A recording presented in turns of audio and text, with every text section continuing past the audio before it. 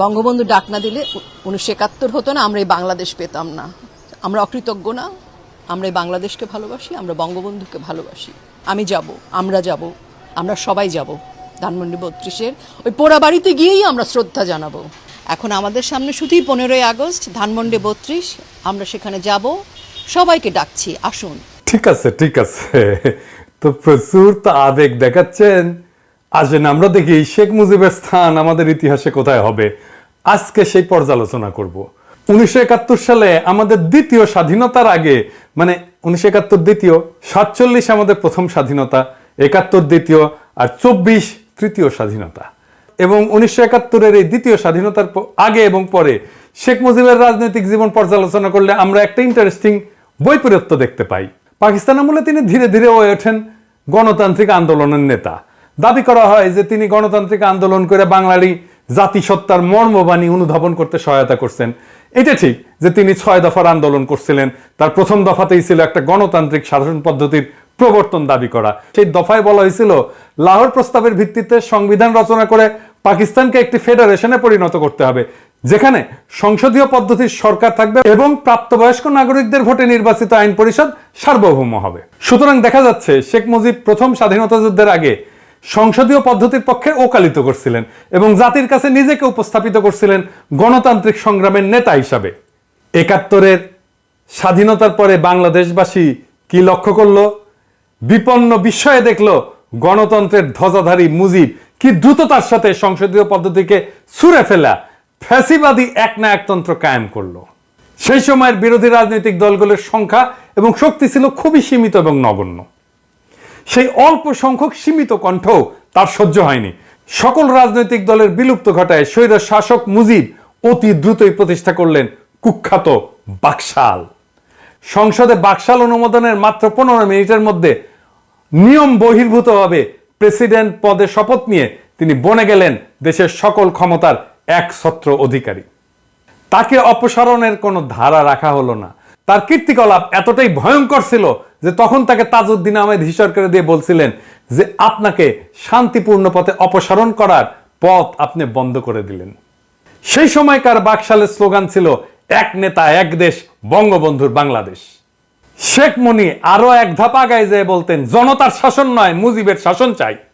অন্য সকল ফ্যাসিবাদী রাষ্ট্র এবং সরকারের মতো মুজিবের বাংলাদেশে হয়ে গেল এক দলের অধীনস্থ এক ব্যক্তির শাসন। একটা রাষ্ট্রের 3টা শাখা বা অংশ থাকে: নির্বাহী বিভাগ অর্থাৎ প্রশাসন, আইন বিভাগ অর্থাৎ সংসদ এবং বিচার বিভাগ অর্থাৎ আদালত। মুজিবের হাতে কুক্ষিগত হলো এই সবগুলি বিভাগ। তিনি নিজেই পরিণত হলেন রাষ্ট্রে। ঠিক একইভাবে হাসিনা পরিণত হয়েছিল অতি রাষ্ট্রে। এইভাবেই স্বাধীনতা যুদ্ধ পূর্বকালের গণতান্ত্রিক অধিকার আদায়ের সংগ্রামের নেতা মাত্র 4 বছরের কম সময়ের মধ্যে বাংলাদেশে ফ্যাসিবাদী একনায়কতন্ত্রের আইকন হয়ে উঠলেন। ফ্যাসিবাদের এমন একটা আইকন স্বদেশের গণতন্ত্র, মানবাধিকার, এমনকি স্বাধীনতা, সার্বভৌমত্ব, আঞ্চলিক অখণ্ডতার প্রতি কত বড় হুমকি সেটা তৎকালীন সমাজের সকলেই অনুধাবন করছিলেন। সেই কারণেই ফ্যাসিস্ট শেখ মুজিবের নিষ্ঠুর, আকস্মিক, রক্তাক্ত এবং মর্মান্তিক মৃত্যুতে দেশবাসী চমকিত হইলেও হাঁপ ছেড়ে বাঁচছিল এবং খুশিতে আনন্দে ফেটে পড়ছিল। এডিরে সাহেব এখন সেই পার্টি সং বাজান, যেই পার্টি সং আমাদের বাজানো উচিত ছিল 1975-এর 15ই আগস্টের পরে। সেই একদল বীর সেনানী, সেনাপতি এবং সৈনিকদের উদ্দেশ্যে যারা রাজতান্ত্রিক সমাজতন্ত্রের অন্ধগলিতে ঢুকে পড়া দিশেহারা বাংলাদেশকে তখন মুক্তবাজার অর্থনীতি এবং গণতান্ত্রিক বিকাশের মুক্ত স্বাধীন পদে পুনঃস্থাপন করেছিল। এদের সকলেই ছিলেন 71-এর স্বাধীনতা সংগ্রামে অংশগ্রহণকারী বীর মুক্তিযোদ্ধা। আমরা তাদের অবদান এবং আত্মত্যাগের কথা ভুলে গেছি। ওই সকল বীরকে সঠিকভাবে মূল্যায়ন, স্মরণ, শ্রদ্ধা করতে ব্যর্থ হয়েছি বলেই এই প্রিয় স্বদেশ এখনো দুর্গতি থেকে বের হয়ে আসতে পারেনি। 15ই আগস্ট ছিল একটা বিপ্লব, যে বিপ্লবের ওনারশিপ কেউ নিল না, কিন্তু জনতা সেই বিপ্লবের নায়কদেরকে অভিষিক্ত করছিল রাজপথে উচ্ছ্বাস করে, উল্লাস করে। বাংলাদেশের ইতিহাসের নায়করা হলো উপেক্ষিত, আর সেটাই হয়ে উঠল বিপ্লবকে সংহত না হতে দেওয়ার প্রথম ধাপ। বিপ্লব হয়ে গেল বেহাত। সে বিষয়টা আজকে আর আলাপ না করি, কিন্তু আমি অগাস্ট বিপ্লবের সমস্ত সেনানায়কদেরকে, সমস্ত সৈনিকদেরকে আমার বিপ্লবী সালাম জানাই। আজ আবার একটু হিসাব মিলায় দেখা যাক। স্বাধীন বাংলাদেশের প্রথম শাসক শেখ মুজিব কি কি মহা অপকর্ম করছিল। স্বাধীন দেশে সরকারিভাবে বিচার বহির্ভূত প্রথম হত্যাকাণ্ডটি ঘটে শেখ মুজিবের নির্দেশে। বিপ্লবী বামপন্থী নেতা সিরাজ শিকদারকে খুন করেই তিনি ক্ষান্ত হন নাই। জাতীয় সংসদে দাঁড়িয়ে দম্ভভরে চিৎকার করে ঘোষণা করছিলেন, কোথায় সেই সিরাজ শিকদার? তখনই দেখা গেছে শেখ মুজিবুর রহমান নিজেকে মানুষের বাঁচা মরার নিয়ন্তা ভাবতে শুরু করছিলেন। বিপ্লবী সিরাজ শিকদারকে খুন করার মধ্যে দিয়ে মুজিব বিচার বহির্ভূত হত্যা এবং খুন গুমের কালো হাত উদ্যত করছিলেন। শীঘ্রই তা বহুগুণে সম্প্রসারিত হয়েছিল তৎকালীন বৈষম্য বিরোধী সংগ্রামরত হাজার হাজার বাম প্রগতিশীল নেতা কর্মী সংগঠকদের দিকে। কেউ রেহাই যায় নাই। জাসদ থেকে শুরু করে সিপিবি, আদর্শবান এমন সকল যুবকেরা তখন বিশ্বাস করত মুজিব জাতির সাথে প্রতারণা করছে, স্বাধীনতা যুদ্ধের মূল উদ্দেশ্যগুলি বিসর্জন দিছে, বিশেষ করে একটি সাম্যভিত্তিক গণতান্ত্রিক সমাজ প্রতিষ্ঠার লক্ষ্যের সাথে বিশ্বাসঘাতকতা করে ক্ষমতা কুক্ষিগত করছে। মুজিব আমলে তার তৈরি কুখ্যাত রক্ষী বাহিনীর হাতে নিহত হন প্রায় 30,000 তরুণ যুবক, যারা ছিলেন আজকে বাংলাদেশের চলমান ছাত্র আন্দোলনে অংশগ্রহণকারীদের মতোই আত্মোৎসর্গের জন্য প্রস্তুত অকুতভয় তরুণ সম্প্রদায়। মুজিব আমলেই শুরু হয় নির্বাচনী কারচুপি। 1973 সালে বাংলাদেশে প্রথম সংসদ নির্বাচন অনুষ্ঠিত হয়। সেই নির্বাচন কেমন হয়েছিল তা জানার জন্য আবুল মনসুর আহমেদের কাছ থেকে শুনি। উনি লিখতেছেন, শেখ মুজিব প্রবীণ ও দক্ষ পার্লামেন্টেরিয়ানদেরকে পার্লামেন্টে ঢুকিতে না দিবার জন্য সর্বশক্তি নিয়োগ করিলেন। আমি দেখিয়া খুবই আতঙ্কিত ও চিন্তাযুক্ত হইলাম যে নির্বাচন চলাকালে আওয়ামী নেতৃবৃন্দ অপোজিশনের প্রতি যে মনোভাব অবলম্বন করিয়াছিলেন সেটা সাময়িক অবিবেচনা প্রসূত ভুল ছিল না। তারা যেন নীতি হিসাবেই এই পন্থা গ্রহণ করিয়াছিলেন। নির্বাচনের ফলে অপোজিশন একরূপ শূন্যের কোঠায় পৌঁছাইছিল। আবুল মনসুর আহমেদ ইনি ছিলেন শেখ মুজিবের রাজনৈতিক গুরু এবং আমাদের মাহফুজা নামের বাবা। সে নিশ্চিতভাবে জিততো, আওয়ামী লীগ নিশ্চিতভাবে জিতত বা সংখ্যাগরিষ্ঠ হইতো। তাও কেন এই ঘৃণিত কারচুপি সে করলো? এটা নিয়ে অনেকেই বিস্মিত হয়েছিলেন, কিন্তু উত্তর পান নাই। আজ আমরা সেই উত্তর শুনবো। কেন নিশ্চিত বিজয় যেন কারচুপির পথে শেখ মুজিব অগ্রসর হয়েছিল। সেই নির্বাচনে আওয়ামী লীগ পাইছিল 300-র মধ্যে 292টা। 10টা সিটের কম পাইলে সরকারিভাবে পার্লামেন্টে বিরোধী দল হওয়া যায় না। ফলে বাংলাদেশে মুজিবের প্রথম এবং একমাত্র নির্বাচনে সৃষ্ট পার্লামেন্টে কোনো বিরোধী দল ছিল না। এটা আমরা কেউ জানি না। পরবর্তীতে একদলীয় ব্যবস্থা প্রবর্তনের প্রাথমিক পদক্ষেপ ছিল এইটা। তার মানে সামান্যতম সংসদীয় বিরোধিতা সে টলারেট করবে না।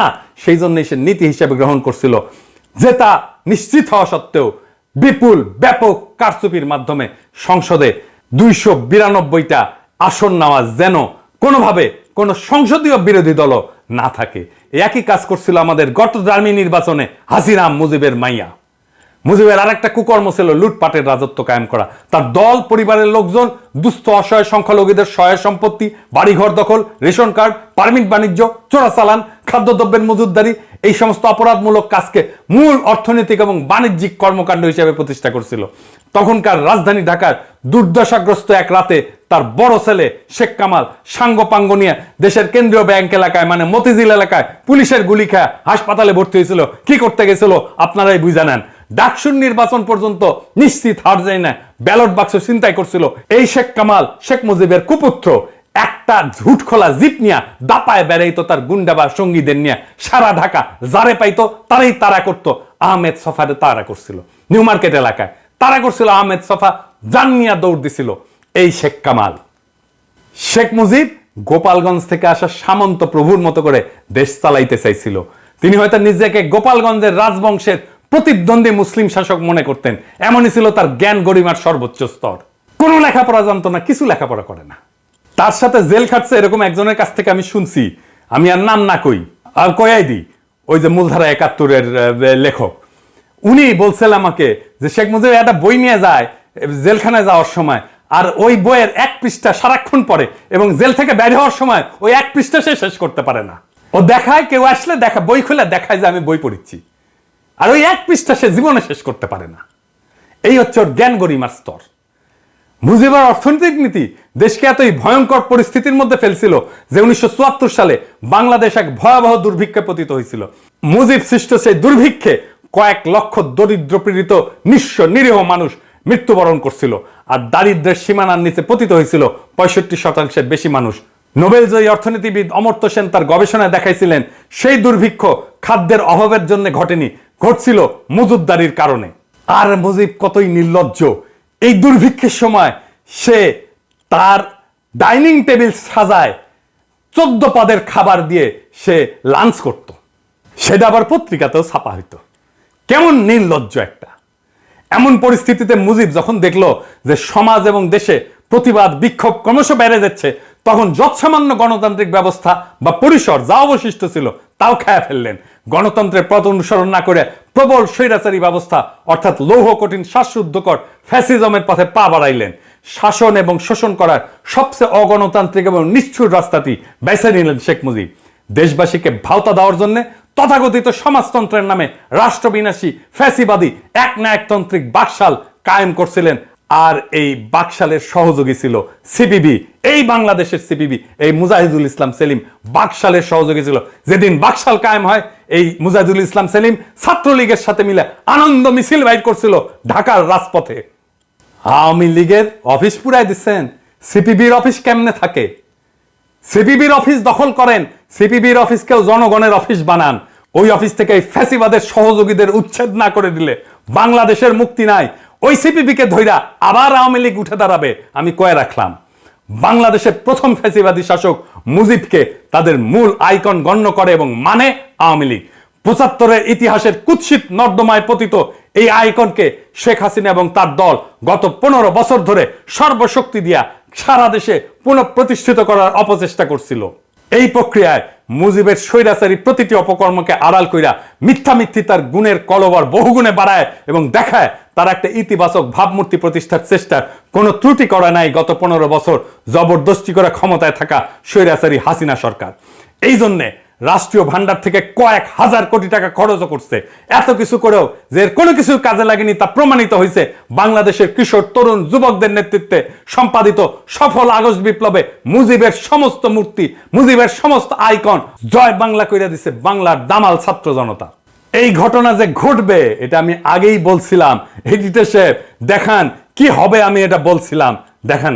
আমরা যে লড়াইটা করছি না সেটাও বলে মুক্তিযুদ্ধ। 71-এর মুক্তিযুদ্ধের চাইতে কম গৌরবের না, 71-এর চাইতে কম রক্তাক্ত না। এই লড়াইয়ে বিজয়ী হয়ে আমরা বাংলাদেশের মানুষকে প্রকৃত মুক্তির স্বাদ দেব। আমরা নতুন রিপাবলিক গড়ব, যেটা আপনারা পারেন নাই। তো যেখানে সমান নাগরিক অধিকার নিয়ে সকল নাগরিক মর্যাদার জীবন পাবে, বাংলাদেশের সকল মানুষের সমস্ত সম্ভাবনাকে উন্মুক্ত করা হবে, দিল্লির দাসত্ব থেকে বাংলাদেশের মানুষ মুক্তি পাবে। আর আমরা কাদের সিদ্দিকীর মতো প্রকাশ্যে বেয়নের দিয়ে কাউরে খুঁচায় মারবো না বিজয়ের পরে, বা বিহারীদের সম্পদ দখল কইরা ভাগ্য বদলাইতে দেব না কাউরে। তবে আমরা চাই বা না চাই, আওয়ামী লীগ আর কোনোদিন মাথা তুলে দাঁড়াইতে পারবে না, নিশ্চিন্ন হয়ে যাবে।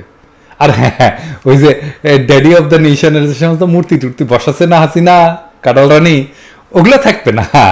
হাঙ্কারে কিছু করা লাগবে না।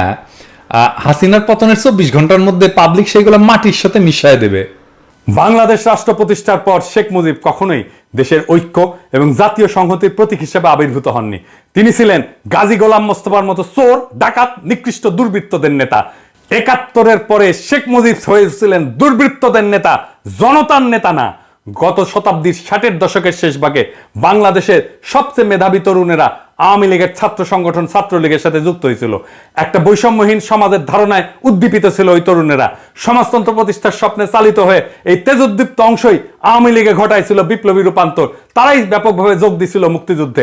স্বাধীনতা যুদ্ধের ব্যাপক বিশাল যজ্ঞের মধ্যে এই বিপ্লবী অংশ দলটির সনাতনী নেতাদের বিরুদ্ধে চলে গেছিল। বিপরীতে চিরায়ত পুরনো প্রাচীন আওয়ামী নেতার সংগঠকদের প্রধান এবং আসল নেতা ছিল শেখ মুজিবুর রহমান। ওই সনাতনী অংশ তারা পাকিস্তানের মতোই শোষণ, বঞ্চনা, বৈষম্যের আর একটা দেশ বানাইতে চাইতো, যার মালিক হবে তারা। আওয়ামী লীগের ভেতরকার সেই সকল রাজনৈতিকদের গুরু ছিলেন এই এই এই এই এই এই এই এই এই এই সরাদি বডিগার্ড। 69-এর গণ অভ্যুত্থান, 70-এর সাধারণ নির্বাচন এবং 71-এর মুক্তিযুদ্ধের মধ্যে দিয়া যে আত্মত্যাগী বিপ্লবী অংশ আওয়ামী লীগকে রাষ্ট্র ক্ষমতা উপহার দিয়েছিল, মুজিব সরকারের দায়িত্ব হাতে পেয়ে তাদেরকেই সবচেয়ে বেশি অবজ্ঞা করছেন, ঠেলে দিচ্ছেন দূরে, বহু দূরে, নীতি নির্ধারণের সীমানার বাইরে। তাদের লালিত স্বপ্ন এবং আকাঙ্ক্ষার বিপরীতে তিনি সর্বশক্তি নিয়ে দাঁড়ায় গেছেন। নিজের ভাগিনা শেখ মুনীকে সর্বাধিক গুরুত্ব দিয়া ফ্যাসিবাদের ভ্রূণ সৃষ্টির এবং লালনের প্রথম পর্বের কাজ শুরু করছেন। শেখ মুজিব তার দলের পরীক্ষিত এবং সবচেয়ে সম্ভাবনাময় ৮০% তরুণ এবং যুবককে ঠেলে দিছিলেন বিরুদ্ধ পক্ষে। পর্যায়ক্রমে সেখান থেকে তার বিরুদ্ধে সংগ্রামরতদের সবচেয়ে বড় সংগঠন জাসদ জন্ম নেয়। মুজিব কখনোই দেশের ঐক্য এবং সংহতির প্রতীক বা ইউনিফাইং ফিগার ছিলেন না। সে ছিল সদ্য স্বাধীন দেশে চূড়ান্ত বিভেদ সৃষ্টিকারী, ইন্ডিয়া অনুরাগী এক দেশদ্রোহী শাসক। সে ছিল অত্যাচারী, লুটেরা এবং কুখ্যাত এক মহারাজ, ইতিহাসের নিকৃষ্টতম খলনায়ক। তার খুনি পাপিষ্ট কন্যা শেখ হাসিনা, মা দুর্নীতি এবং দুর্বৃত্তপরায়ণ শেখ পরিবার এবং ফ্যাসিস্ট দল আওয়ামী লীগ দেশবাসীর কাছে এই ঘৃণিত, নিকৃষ্ট, ব্যর্থ শাসক মুজিবকে নানান মহিমায় মহিমান্বিত করে দলীয় সম্পত্তি এবং প্রশ্নহীন আনুগত্য প্রতিষ্ঠার ভয়ঙ্কর প্রতীকে পরিণত করছিল, যা আগস্ট জনরোষের আগুনে পুড়ে কয়েক ঘন্টার মধ্যে নিশ্চিহ্ন হয়ে গেছে। হাসিনা কিভাবে মুজিবের ঐতিহ্যকে বহুগুণে ছাড়াই গেছে, আসেন সেটা দেখি। প্রথমত, শেখ মুজিব সদ্য স্বাধীন এবং অপার সম্ভাবনাময় বাংলাদেশে নির্বাচন ব্যবস্থার কারচুপির যে ধারা শুরু করছিল, খুনি হাসিনা সেই জাল জালিয়াতিকে আরো ভয়াবহ পর্যায়ে অধঃপতিত করছে। ভোটচোর হাসিনা প্রকৃতপক্ষে নির্বাচনকে নির্বাসনে পাঠায় দিছিল। গত 7ই জানুয়ারিতে অনুষ্ঠিত ভোটারবিহীন ডামি নির্বাচনের মধ্য দিয়ে সে জনপ্রতিনিধিত্ব যাচাইয়ের ব্যবস্থা ধ্বংসের নিকৃষ্ট সকল ধারণাকে অতিক্রম করে পৃথিবীতে কলঙ্কের এক নতুন দৃষ্টান্ত স্থাপন করছিল। দ্বিতীয়ত, মুজিবের একটা গুম বাহিনী ছিল, সাদা টয়টায় ঘুরে বেড়াইতো, যাকে তাকে তুলে নিয়ে যেত, তাকে আর খুঁজে পাওয়া যেত না। একই রকম ভাবে হাসিনারও গুম বাহিনী ছিল। খুনি হাসিনা বিচার বহির্ভূত হত্যাকাণ্ডে এত ব্যাপকভাবে বৃদ্ধি করে যে এক পর্যায়ে আমেরিকা র্যাবের উপরে নিষেধাজ্ঞা জারি করতে বাধ্য হয়। এটাই ছিল দস্যুরানী হাসিনার বিশাল উন্নয়ন ঘটানোর সহস্র গল্পের পিছনে লুকায় থাকা তার আসল কাহিনী। তার আমলে হাজার হাজার লোক মারা গেছে, অজস্র মানুষের জীবন প্রদীপ নিভে গেছে, অসংখ্য মানুষ পঙ্গু হয়েছে, দৃষ্টিশক্তি হারাইছে, দেশান্তরী হয়েছে। পুলিশ, আনসার, র্যাব, বিজিবি এবং আওয়ামী লীগ ও তার বিভিন্ন অঙ্গ সংগঠন এবং ভয়ঙ্কর ছাত্রলীগের সন্ত্রাসী হামলায় প্রাণ হারাইছেন বহু নারী পুরুষ। স্বদেশের শত শত নাগরিককে গুম করা হয়, তাদের উপরে চালানো হয়েছে অমানবিক নির্যাতন।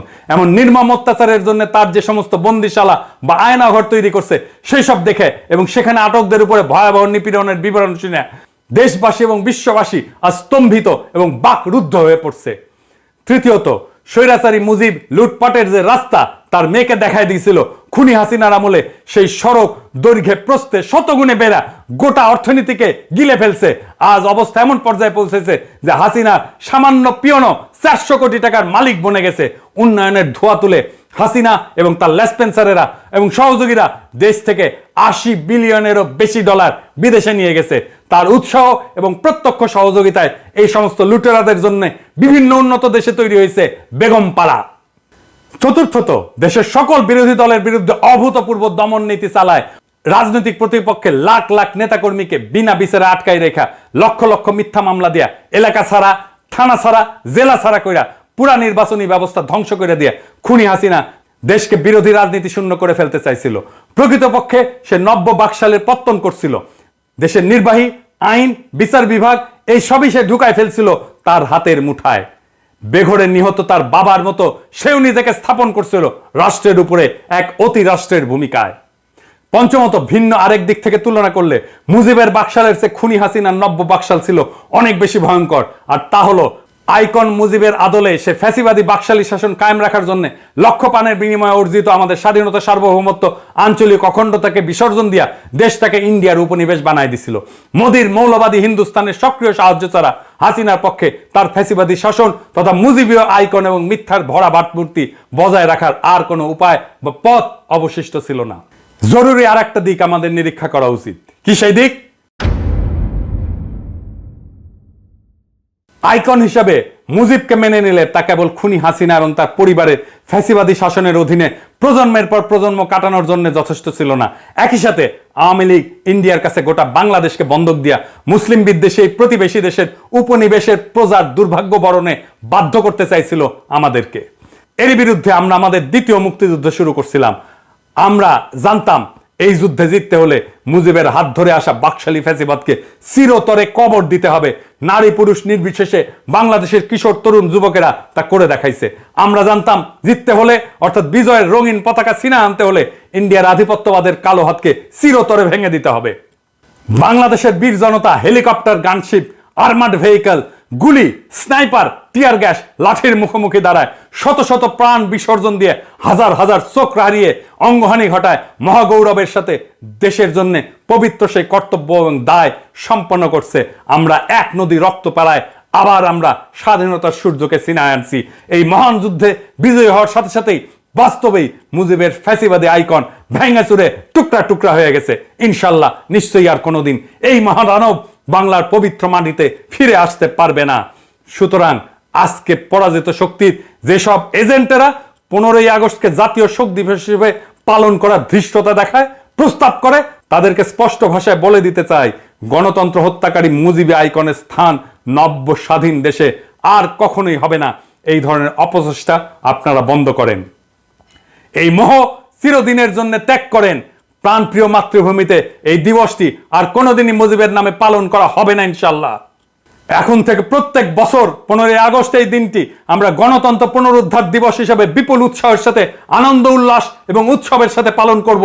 আমরা স্মরণ করব সেই বিপ্লবী বীরদের যারা আমাদেরকে এই 15ই আগস্টে গণতন্ত্র উদ্ধারের ক্ষেত্রে সেনানীর ভূমিকা, পথ প্রদর্শকের ভূমিকা এবং বিপ্লবী ভূমিকা পালন করছিল। আমরা এইখানেই থেমে থাকবো না। আমাদের বিপ্লবের একটা প্রধান অঙ্গীকার হলো ফ্যাসিবাদকে চিরতরে বিদায় করা। আমরা সেই পবিত্র অঙ্গীকার অবশ্যই বাস্তবায়ন করব। যারা ফ্যাসিবাদকে ফিরে আনতে চায়, একে পুনর্বাসন করতে চায়, তাদেরকে হুঁশিয়ার করে বলতেছি, এখানে থামেন। এই প্রসঙ্গে ব্রিগেডিয়ার সাখাওয়াত হোসেন আপনারে বলতেছি, যথেষ্ট বলছি, আপনি থামতেছেন না। আপনারে আজকা আমরা জনতার পক্ষ থেকে যেই খেতাব আমরা এতদিন হাসিনার লোকদেরকে দিছি, সেই খেতাব আপনারে দিলাম। এডিটর সাহেব জাউরা সিল মেরে দেন। আর একবার মারেন, 3 বার মারেন, শুয়ারের বাচ্চা, তোর পাছার মধ্যে সিল মেরে দেবো আমি। হারামজাদা, তুই খুনিদেরকে সংগঠিত হতে বলার কে? কোন এখতিয়ারে, কোন জোরে তাদের পুনর্বাসিত করতে চাস তুই? কার স্বার্থে, কোন পক্ষে কথা বলতেছিস? শুয়ারের বাচ্চা, তোর স্বরাষ্ট্র মন্ত্রণালয় তোর পাছা দিয়ে গুটি ঢুকাই দিব। হারামজাদা, বান্দির পুত, মাদারচোদ। খুনি হাসিনা গত 15 বছর ধরে ইন্ডিয়া প্রয়োজন এবং হীন স্বার্থে বাংলাদেশের সশস্ত্র সেনাবাহিনীর বিভিন্ন স্তরে যে অশুভ পরিবর্তন ঘটাইছে, অফিসার স্তরে যে পরিমাণে দুর্নীতিগ্রস্ত দালাল অসৎ মাল ঢুকাইছে, তাদের ব্যাপারে দেশবাসী সতর্ক, সজাগ এবং সচেতন আছে। ইন্ডিয়ার অনুমোদন নিয়ে বসানো সেনাপতিরা এই মাদারচোদ সাখাওয়াত তোরে এই অন্তর্বর্তীকালীন সরকারের মধ্যে ঢুকাইছে। আমরা জানি তুই কিভাবে ঢুকছিস। তোরে আজ শুনতে হবে সেই রাজপথ মহাসড়কের কথা, যেখানে জনতার মিছিল এসা দুঃশাসনের তক্তে তাওস পুরাই দিছে, ওদের ঘৃণিত অপশাসনকে কবর দিছে। জনতার যেই মহাশক্তি, তাদের যদি চিনতে না পারিস, তোরে আমরা চিনাই দেব টাইম মতো, ঘাড় ধইরা ওই সচিবালয় থেকে বের করে দেব পাছায় লাথি দিয়া। প্রিয় দেশবাসী, প্রতি বিপ্লবের কথা বলতেছে। বিপ্লব করছি, প্রতি বিপ্লব ঠেকানোর ক্ষমতা, সামর্থ্য, হিম্মত আমাদের আছে। প্রতি বিপ্লবীরা সামনে আসুক, দেখায় দেব কিভাবে বিপ্লব রক্ষা করতে হয়। আমরা শহীদদের কাছ থেকে শিখছি কিভাবে জীবন দিতে হয়। আমরা শহীদদের কাছ থেকে শিখছি কিভাবে বুক চিতায় দাঁড়াইতে হয়। আমরা শহীদদের কাছ থেকে শিখছি কিভাবে বিজয়কে সংহত করতে হয়। আমরা কইরা দেখাবো আসিস কার কত ক্ষমতা আছে। প্রতি বিপ্লব ঘটাইতে আসিস, আমরা আমাদের সরকারকে রক্ষা করব, আমরা আমাদের বিপ্লবকে রক্ষা করব। কিন্তু বিপ্লবের মধ্যে ঢুকে পড়া এই সমস্ত সাখাওয়াতের মাদারচোদগুলোরে আমরা পাছায় লাথি দিয়ে বের করে দেব। এটাও আমরা কয়ে রাখলাম। আমাদের মনে রাখা দরকার, ফ্যাসিজম উত্তরকালে পশ্চিমা বিশ্বে, বিশেষ করে জার্মানি, ইতালিতে যে সমস্ত আইকন, কালচার, কনসেপ্ট, এমনকি ভাষা ব্যবহার করে ফ্যাসিজম উৎপাদন, প্রতিষ্ঠা, এর ইকোসিস্টেম তৈরি এবং স্থাপন করা হয়েছিল, তার সবকিছুই ঝাড়ে বংশে ঝেঁটায় বিদায় দেওয়া হয়েছিল। সেই সব প্রতীক, ভাবমূর্তি, ছাপ, ছবি এবং চিহ্ন ব্যবহারকে ফ্যাসিজমের আবার আগমন হিসেবে গণ্য করা হয়। ফ্যাসিস্ট আওয়ামী লীগ এবং এর স্পিরিচুয়াল ফাউন্টেন হেড মুজিবের কল্লাকে বাংলাদেশে আর কখনো জায়গা দেওয়া হবে না। মহান সৃষ্টিকর্তা নিশ্চয়ই বাংলাদেশের মানুষের মধ্যে সেই তৌফিক দান করবেন, যেখানে মুজিবের নাম আছে, নিশানা আছে, গুড়ায় দেবেন বিপুল বিক্রমে। রাষ্ট্রীয় সম্পদ শক্তি ব্যবহার কইরা ফ্যাসিবাদের মতাদর্শিক আইকন হিসেবে সারা দেশে সকল বেসরকারি সরকারি প্রতিষ্ঠানে অজস্র মুজিব কর্নার, মুজিব বন্দনা, নানা চিহ্ন স্থাপন করা হয়েছে। সেই রীতি এবং সংস্কৃতি আর চলতে পারবে না। আমরা আর রাষ্ট্রীয়ভাবে ফ্যাসিবাদ উদযাপনের ধারাবাহিকতা বজায় রাখতে পারি না। এটা শুধু বিশ্বাসঘাতকতাই না, এটা আমাদের জাতির মনন এবং মগজকে বিষাক্ত করে রাখার নামান্তর। তাই এর সবগুলো অতি দ্রুত অপসারিত করতে হবে, ভেঙে চুরমার করে ফেলতে হবে, বাংলাদেশ থেকে সমূলে মুছে দিতে হবে মানবতা বিরোধী অসভ্য বর্বর ফ্যাসিবাদীদের সকল ছায়া। আগামী 15ই আগস্ট হবে, যেইখানে মুজিব কর্নার থাকবে সেই প্রতিষ্ঠানের প্রধানের পাশা দিয়ে সব মুজিব কর্নারের জিনিস ঢুকায় দেবেন। এইটাই হবে আমাদের কর্মসূচি। আর অবশ্যই তেল ছাড়া। 2 প্রজন্মের খুনি শেখ হাসিনা জোর জবরদস্তি করে 17 কোটি মানুষের মানবিক মৌলিক রাজনৈতিক অধিকার হরণ কইরা অভাব অনটনে কাঠানো এই রাষ্ট্রের কয়েক হাজার কোটি টাকা খরচ করে তার বাপ মুজিবের জন্ম শতবর্ষ পালন করছিল। এর রেশ চিহ্ন এবং অবশেষ সমূহ বিদ্যমান থাকলে এগুলো ফ্যাসিবাদের চাষাবাদ এবং দানবীয় উত্থানের রসদ সরবরাহ করবে। আমরা কষ্ট সহিষ্ণু এই বীর জাতিকে আর একবার সামষ্টিক পাপাচারে নিমজ্জিত করতে পারবো না এবং এর কোনো সুযোগ আর অবশিষ্ট রাখবো না। মুজিব পরিবারের সকল সদস্য এবং শেখ হাসিনার বানানো হাজার হাজার কোটি টাকার মালিকদের কাছ থেকে তাদের সকল সহায় সম্পত্তি রাষ্ট্রায়ত্ত করে বাংলাদেশকে কড়ায় গন্ডায় ক্ষতিপূরণ আদায় করতে হবে। শেখ পরিবার, আওয়ামী লীগ এবং তাদের দোসরেরা নব্য স্বাধীন এই বাংলাদেশ গড়ার কোনো কাজেই লাগবে না, বরঞ্চ তারা নানাভাবে একে বাধা দিতে, অকার্যকর করতে এবং ব্যর্থতায় পর্যবেসিত করার সকল অপচেষ্টা চালাবে। এই সকল স্থাপনা, চিহ্ন, প্রতীক ফ্যাসিজম পুনরুৎপাদনের সহায়ক হবে। সেই জন্য মূল সহ এসব উপড়ে ফেলাটাই হবে গণঅভ্যুত্থান সংগঠনকারী বিপ্লবীদের একটা বড় আদর্শিক কর্তব্য। সমাজ, সরকার ও রাষ্ট্র থেকে ফ্যাসিবাদীদের উৎখাতে দ্বিতীয় বিশ্বযুদ্ধের পর জার্মানি এবং ইতালিতে যে সমস্ত পদক্ষেপ পদ্ধতি গ্রহণ করা হয়েছিল, বর্তমান বাংলাদেশের পরিস্থিতি ও পরিপ্রেক্ষিত বিবেচনা নিয়ে আমরাও তার প্রয়োগ এবং বাস্তবায়ন করব, যাতে দানব সৃষ্টি হওয়ার মতো সকল দুষ্টক্ষত সমাজ দেহ থেকে চিরতরে দূর করা যায়। এই হাসিনা বাংলাদেশে হিন্দু, মুসলমান, পাহাড়ি, সমতলী, আওয়ামী লীগ, আওয়ামী বিরোধী, মুক্তিযুদ্ধের পক্ষে বিপক্ষে, সেকুলার, নন সেকুলার, জঙ্গি, প্রগতিশীল নানা ন্যারেটিভে এই জাতিকে বিভক্ত করছে। মনে রাখবেন, আমরা সবাই বাংলাদেশের নাগরিক। আমাদের সবার সমান অধিকার এই দেশে, এই দেশের সম্পদে। আমাদের ঐক্যই আমাদের শক্তি, আমাদের বিভক্তি আমাদের পরাজয়। একজন পাহাড়ি নির্যাতিত হলে সেটা সংখ্যালঘু নির্যাতন নয়, সেটা নাগরিক নির্যাতন। একজন হিন্দু নির্যাতিত হলে সেটা সংখ্যালঘু নির্যাতন নয়, সেটা নাগরিক নির্যাতন। একজন শিবির ক্রসফায়ারে মারা গেলে সেটা হাসিনার মতে জঙ্গি দমন না, সেটা নাগরিক নির্যাতন। আমাদের এই নাগরিক পরিচয় বাদ দিয়ে আমরা যেন রাজনৈতিক প্রশ্নে আর অন্য কোনো পরিচয়কে ধারণ না করি।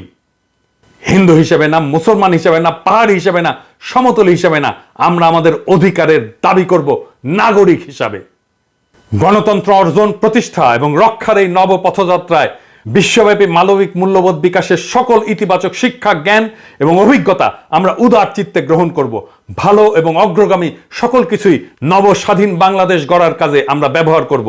নিশ্চয়ই সৃষ্টিকর্তা আমাদের সহায় হবেন।